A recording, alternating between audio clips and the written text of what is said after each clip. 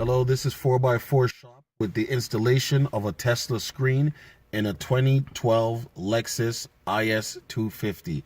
Now, from the factory main harness, you're going to have 4 main wires that you're going to plug into our supply T harness, which is 1, 2, 3, 4. Now, these are the harnesses you need to get your airbag and your hazard lights to be retained. So you have to make sure all 4 plugs are plugged into the aftermarket supply T harness.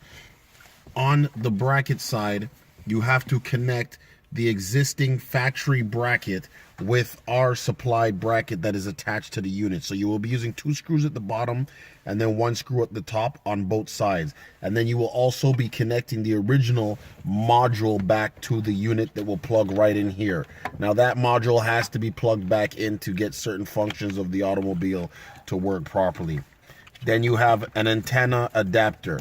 Now in this vehicle, it comes with the standard aftermarket radio adapter. Some vehicles might need a specialized radio adapter, but that depends on the car and manufacturer.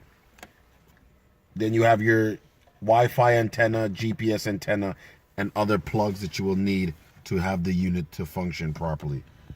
So this is 4x4 Shop with the installation of a Tesla screen.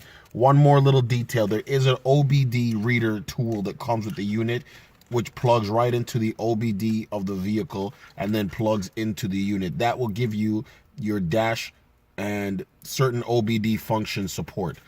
Yeah, so thank you once again. This is Chris from 4x4shop.ca. Have a good day.